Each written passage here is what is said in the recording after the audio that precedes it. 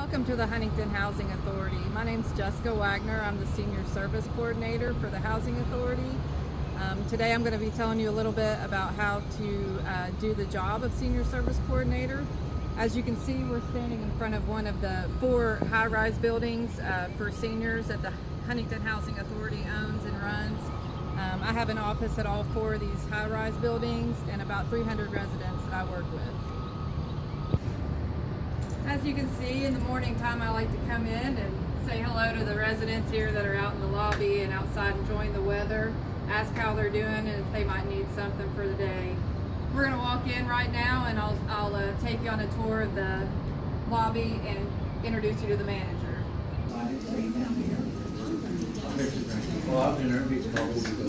As you can see, we're coming into the lobby here of Fairfield Tower Senior High Rise. We've got a community room in here. The community room is where we have events like our diabetes class that we do. We might have a class on insurance or an exercise program, which I'm responsible for organizing and planning and getting the guests to come in from the local agencies to put on a presentation. And now I'll introduce you to our manager.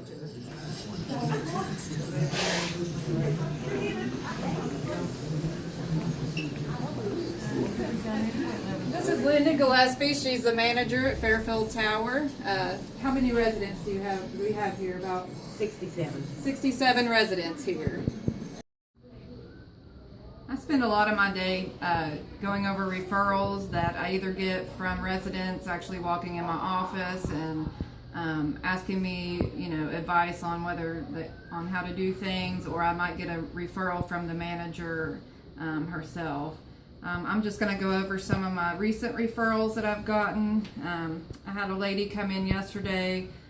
She needed a primary care doctor, so we went through and found her a doctor close to the high rise where she's at, so she's able to get there and made her an appointment. And then I gave her the information on the doctor's office, the phone number, and the date and time of her appointment. I have another gentleman. This one actually came from the manager. He's 81.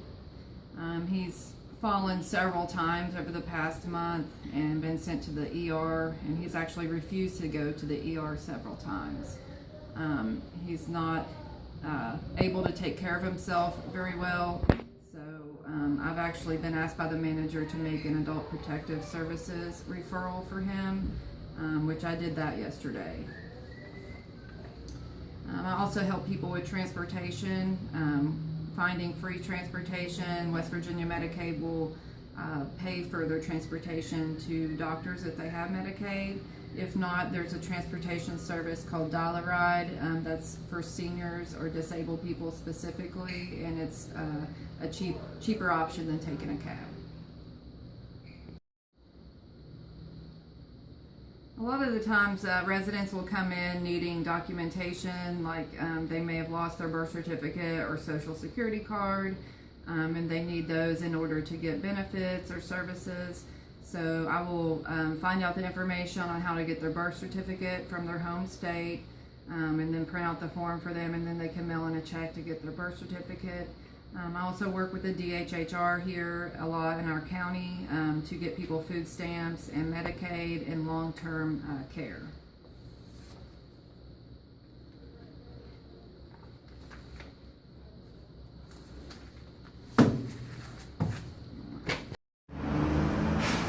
Hi, I'm here at Facing Hunger Food Bank in Huntington, West Virginia, and we've just loaded up our vehicles with some food boxes through the senior program here. Each month, our seniors that have registered to be on the program, we deliver them about a 40-pound box of food. As you can see, this is their big warehouse here, and we come here once a month to load up, and we're going to go and distribute the food to the seniors now. All right, now we're distributing the food boxes that the seniors have signed up for.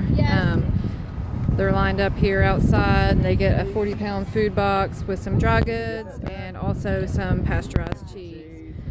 This is in collaboration with the food bank.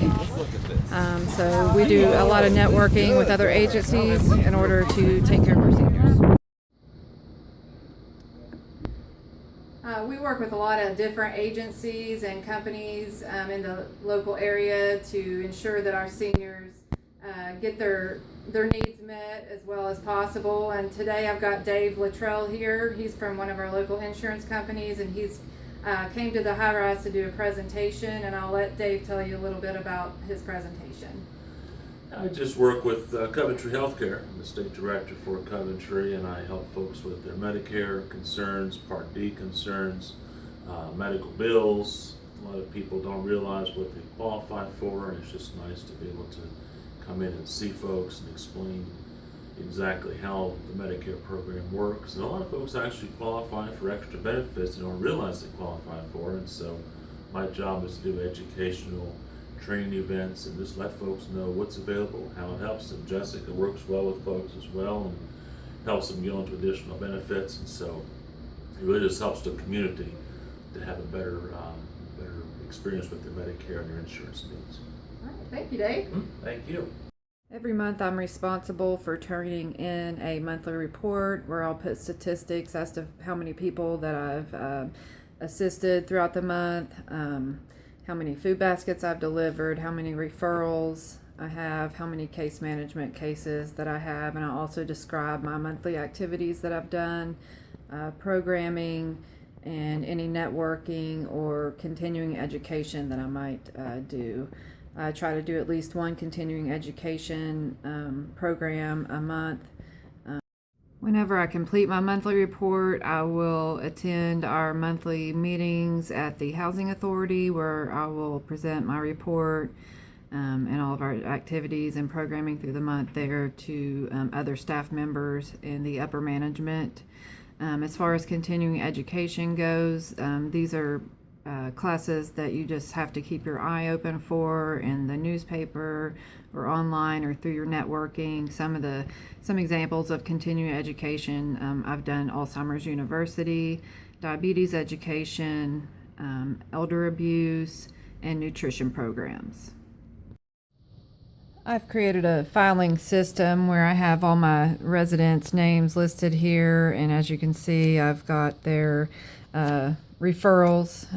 Obviously some of the files are bigger. I consider the ones with, constant referrals my case management people. I have a caseload of about 5 to 6 people on an average every month that I case manage for.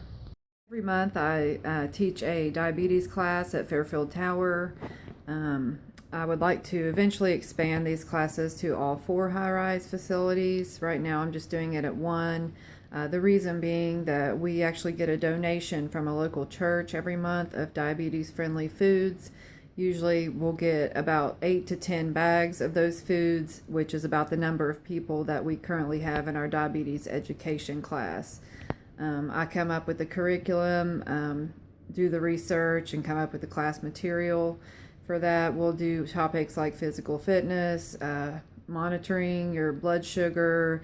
I might have an RN come in to do blood sugar screenings. We talk about the A1C test and nutrition, carb counting, and that kind of stuff.